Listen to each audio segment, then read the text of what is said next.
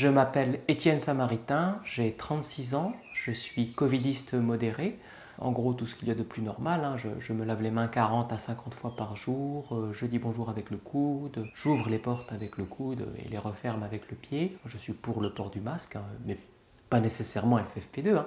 J'ai mis environ 3 semaines à trouver la voie du covidisme. Avant, j'étais une brebis égarée sur les chemins de l'hygiène, hein, je ne savais pas. Et puis un beau jour, j'ai pris une amende de 135 € pour une narine à l'air, et c'est là que j'ai vu la lumière. J'ai été frappé par la grâce. Hein. Depuis, je me sens aligné, c'est clair, c'est fluide. Hein. Clac, clac, clac, hein. Oreille, oreille, on pince le nez, amen. Je dirais même que j'éprouve une certaine satisfaction à porter ce masque aujourd'hui, hein, de la fierté, hein, par rapport à tous ceux qui...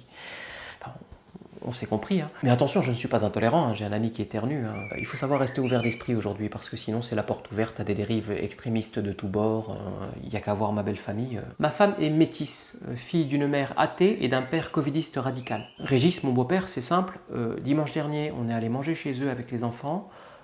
Il est parti. Quant à ma belle-mère Monique, elle est issue d'une famille de mécréants, hein, c'est-à-dire que pour eux, le Covid-19 n'est pas une grippette, non, il n'existe pas. Et comme Monique fume des gauloises depuis l'âge de 12 ans, c'est une personne à risque, donc nous, on arrive avec les masques en Kevlar, on tient les enfants en laisse, enfin, normal quoi. Sauf que Monique, non, elle prend notre fille dans ses bras et elle lui claque un énorme bisou, comme ça, sans prévenir, hein, en mode no futur, une vraie punk à chien. Alors moi, j'essaye de récupérer ma fille, hein, je n'ai qu'une envie, c'est de la purifier, de la rebaptiser dans un seau de gel hydroalcoolique, hein, quitte à changer le prénom. Et là, ma belle-mère me dit « Enlève-moi ce masque, tu es ridicule ». Je réponds de façon non violente « Le ridicule n'a jamais tué personne ». Et là, elle me dit « Le Covid non plus, il nous manipule ». Mais de qui parlez-vous? Qui sont ils? Elle me dit « Ben... eux ».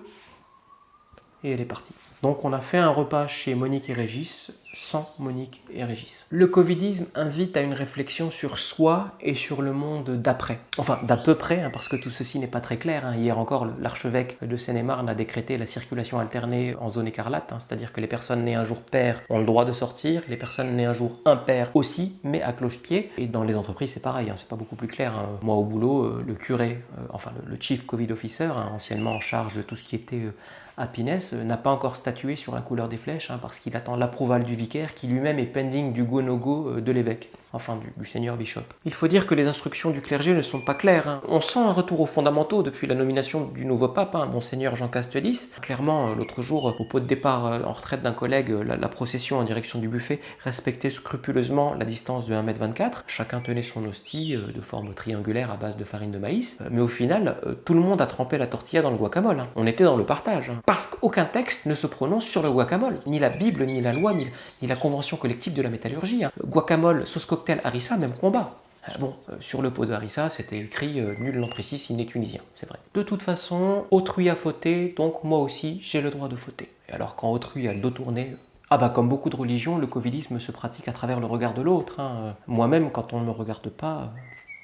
J'avais honte de le dire, hein, mais depuis que je me suis confessé à Notre-Dame de l'ARS parce que j'ai été identifié comme un cas contact, je peux l'avouer. L'autre soir, j'étais tout seul dans l'open space, il était 20h30, mais je tenais à finir ma presse au bureau parce qu'il est important de ménager sa vie personnelle. J'ai accroché mon masque à l'oreille gauche, même que je me suis gratté le nez et après j'ai appelé l'ascenseur avec l'index. Ce qui est beau dans le covidisme, c'est qu'il n'y a pas une seule vérité. Chacun détient la sienne. Donc, quelque part, la vérité est nulle part. C'est plus un schisme à ce niveau-là, c'est un pschisme.